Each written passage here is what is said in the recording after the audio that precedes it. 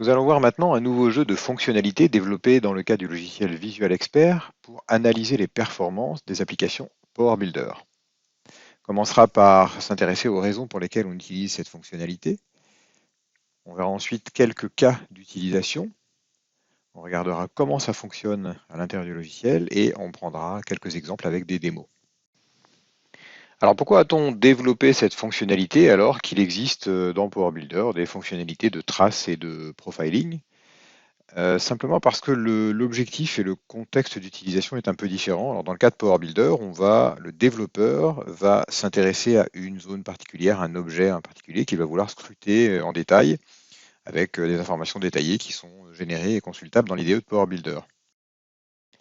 Dans le cas de Visual Expert, on va plutôt s'intéresser à une analyse plus large de l'application sans savoir forcément à l'avance la zone que l'on souhaite scruter, pour essayer d'identifier et de détecter les portions de code à améliorer. Alors pour cela, on va collecter et consolider les traces qui peuvent venir de plusieurs sessions et plusieurs postes utilisateurs. Puis on va analyser visuellement les résultats pour identifier les goulots d'étranglement, en particulier dans le cas d'une grande application ou d'un grand volume de code. Voici un exemple de résultat obtenu où l'on voit les 10 objets les plus lents à l'intérieur d'une portion d'application, placés dans une hiérarchie de containers pour qu'on voit dans quel objet et librairie ils sont situés. Mais on verra ça plus en détail tout à l'heure pendant la démo. Alors puisqu'on va s'attaquer à des grands volumes de code, on pourrait se retrouver avec un grand nombre d'objets qui pourraient mériter d'être optimisés. Et donc on va fournir ici plusieurs angles pour analyser les résultats. Le but est de prioriser les objets auxquels vous allez vous attaquer pour que chaque heure passée à ce travail d'optimisation soit le plus bénéfique possible sur les temps de réponse et sur l'expérience utilisateur. Pour commencer, on va identifier les objets pour lesquels le temps moyen d'exécution est le plus long. Alors, indépendamment du fait qu'ils soient souvent utilisés ou pas, on va regarder en cours d'exécution de l'application quels sont les objets qui prennent le plus de temps ou les méthodes qui prennent le plus de temps à être exécutées. On va aussi analyser les performances sous un second angle qui correspond au temps d'exécution cumulé par objet. Ce qui veut dire que vous pouvez avoir un objet qui est peut-être un peu moins lent, mais qui s'exécute très fréquemment, auquel cas ça va aussi pénaliser fortement l'expérience utilisateur. Donc le temps cumulé d'exécution, c'est simplement le temps moyen multiplié par le nombre d'exécutions. Et c'est en combinant ces deux angles que vous allez pouvoir déterminer les priorités et les zones les plus pénalisantes dans l'application qu'il faudra traiter en priorité. Le périmètre de l'analyse sera flexible dans le but de s'adapter au contexte dans lequel vous aurez à améliorer les performances. Et donc on pourra comme ça analyser la totalité de l'application si on le souhaite, mais il y a des chances que si l'application soit très grande, vous ayez un trop grand volume de résultats, donc on pourra se focaliser sur une PBL, une librairie en particulier, sur un certain type d'objet, les user objects par exemple, ou prendre un objet en particulier et inspecter ses performances pour identifier à l'intérieur les méthodes les plus lentes par exemple. Pour aller plus loin, on va regarder maintenant deux cas typiques d'utilisation, en commençant par une revue générale de l'application pour essayer d'identifier les zones à améliorer. Alors, en particulier dans le cas d'une application assez grande, on va aller un peu à la pêche, on ne sait pas trop par quel bout le prendre, et pour éviter d'être submergé, là aussi on arrive donc à cette notion de prioriser les zones sur lesquelles on va travailler pour gagner un maximum de temps par rapport aux heures d'optimisation qu'on va investir. Le deuxième cas d'utilisation a un point de départ un peu différent. On part cette fois-ci d'un feedback de l'utilisateur qui rapporte qu'une certaine fonctionnalité est assez lente. Je clique sur ce bouton-là et ça prend beaucoup de temps à s'exécuter. Et on va devoir inspecter et analyser ce qui se passe à ce moment-là dans l'application. Et très souvent, on va avoir une chaîne d'appels, donc des objets ou des méthodes qui s'appellent les unes après les autres. Et en utilisant Visual Expert, ce qu'on va faire, c'est qu'on va obtenir une représentation visuelle de ce graphe d'appel. Et pour chaque nœud de ce graphe d'appel, on verra le temps moyen d'exécution, ce qui permettra à ce moment-là d'identifier les éléments qui ralentissent le plus l'exécution de cette fonctionnalité. Alors regardons maintenant comment tout ça va fonctionner. La première étape consiste à collecter des données sur les performances de l'application. Et donc pour ça, on va ajouter une PBL à l'application et en cours d'exécution, le code de cette PBL va générer des fichiers de traces pour chaque session utilisateur. Ce qui veut dire que si on a plusieurs utilisateurs et ou plusieurs sessions, on va générer comme ça plusieurs fichiers de traces. Chacun de ces fichiers va contenir des données statistiques sur le nombre d'exécutions de chaque objet, le temps moyen d'exécution, etc. Et ces données vont permettre ensuite à Visual Expert d'analyser les performances du code. Ces fichiers seront tous stockés dans un répertoire commun dans lequel Visual Expert ira les trouver au moment de l'analyse du code pour les combiner avec l'analyse statique. On passe donc ensuite à l'analyse statique du code source de l'application et donc pour ça on va créer un projet Visual Expert comme d'habitude dans lequel on va inclure le code source de l'application mais aussi les fichiers de traces que l'on a générés précédemment. Les analyseurs de code vont à la fois lire le code source et prendre en compte les informations de performance pour enrichir les données de chaque objet et pour enrichir la description de la structure de l'application avec des infos combinant code et performance. Okay, voyons maintenant à quoi tout ça ressemble en utilisant le logiciel Visual Expert et je vais commencer par peut-être une introduction rapide à l'interface utilisateur pour ceux qui ne le connaissent pas encore. Sur la droite, on verra un tableau de bord concernant l'inspection du code qui permet de voir des problèmes de sécurité ou de maintenabilité rencontrés dans le code. Sur la partie gauche, on verra une représentation de l'application dans un tree view avec des objets, des librairies et les relations entre eux. Donc on voit ici une librairie avec plusieurs objets, on voit ici une fenêtre avec des événements et des contrôles à l'intérieur. Et sur la partie droite ici, lorsqu'il y a un code pertinent affiché, il apparaîtra à cet endroit-là. Sur la partie gauche, on a ce qu'on appelle la barre de navigation avec des boutons qui correspondent en fait à des queries. On va pouvoir poser des questions à Visual Expert en fonction de ce qui est sélectionné dans le tree view. Et donc cette liste de fonctionnalités sera différente selon le type d'objet sélectionné dans le tree view. On a ici une fenêtre avec des fonctionnalités qui s'affichent ici. Si on choisit une data window, cette liste sera différente, une PBL, etc. Et ces fonctionnalités sont regroupées dans des groupes que l'on peut ouvrir ou fermer selon les besoins. Et aujourd'hui, on va s'intéresser plus particulièrement au groupe qui s'appelle Performance Analysis, donc l'analyse des performances. Pour commencer, on va rechercher les objets les plus lents sur la totalité de l'application. Donc je me place à la racine des PBL et je vais exécuter dans la barre de navigation l'option qui s'appelle Slowest Code, les objets les plus lents. Donc on voit les résultats qui sont présentés dans une hiérarchie de containers, c'est-à-dire que chaque élément voit au-dessus de lui les objets qui le contiennent. Donc on a par exemple ici un clicked event qui est dans un menu qui se trouve ensuite dans une PBL et puis dans l'application sample. Et on a ici le temps d'exécution moyen de chacun de ces éléments et on a pris les 10 plus lents éléments, mais on pourrait augmenter cette sélection avec les options qui sont ici, par exemple, pour prendre les 20 éléments les plus lents. On peut aussi imposer un temps minimum d'exécution si on veut enlever les quelques objets dont le temps d'exécution n'est pas problématique. On pourrait mettre ici un minimum d'exécution pour restreindre la liste et afficher seulement ce qui est pertinent.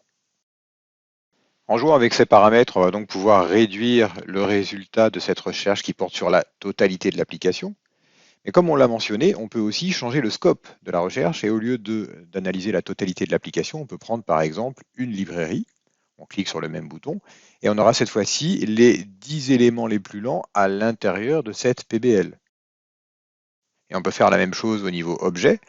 Je choisis un premier objet, puis avec la touche CTRL, j'en choisis un second et j'exécute la même fonctionnalité.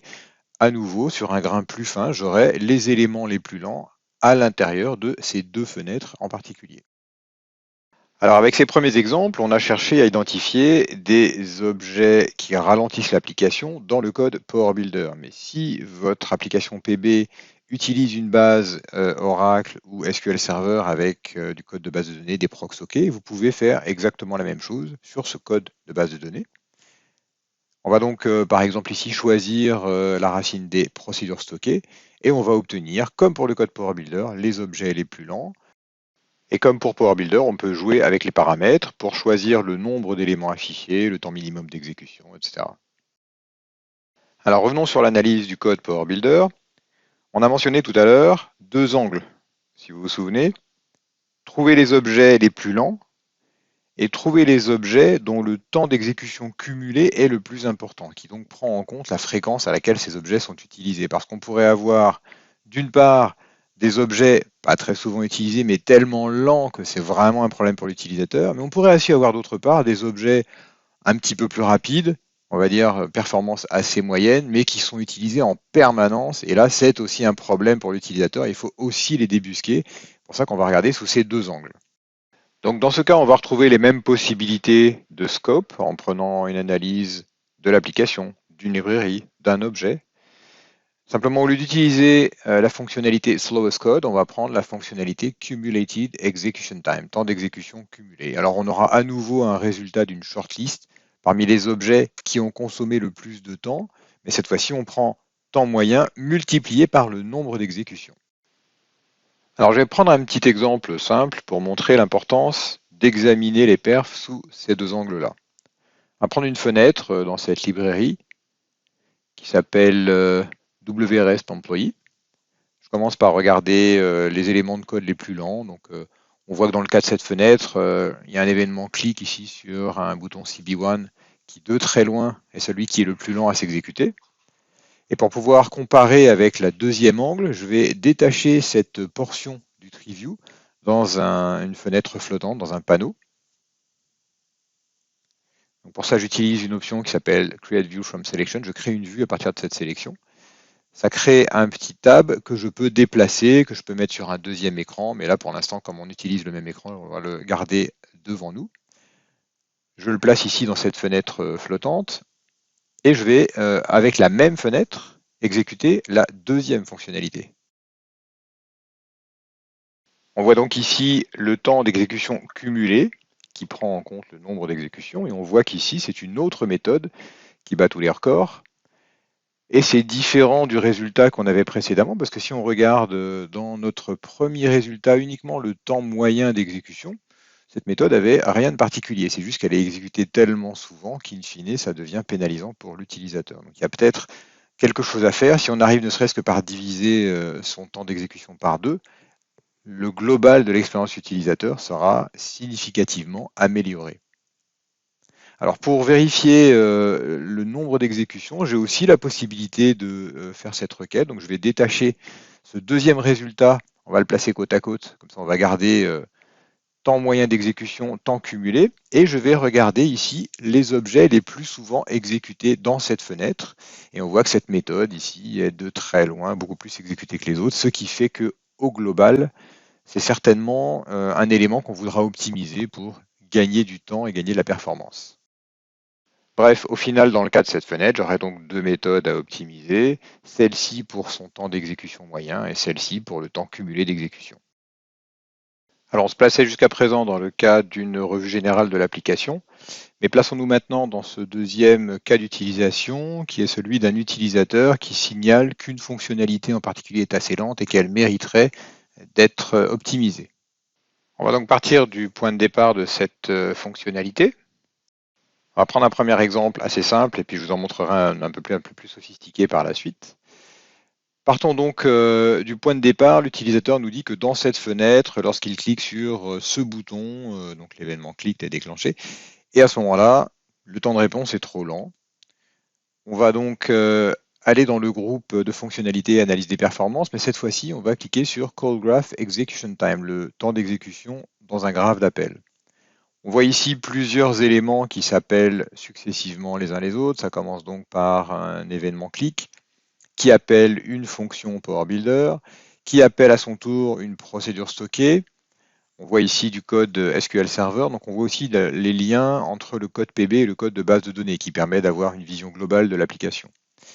Cette proc stockée elle-même va contenir un SQL qui fait appel à une autre fonction et on voit que le point le plus lent ici, c'est l'exécution de la proc stockée elle-même. C'est donc sur ce point-là éventuellement qu'on aura des améliorations à faire.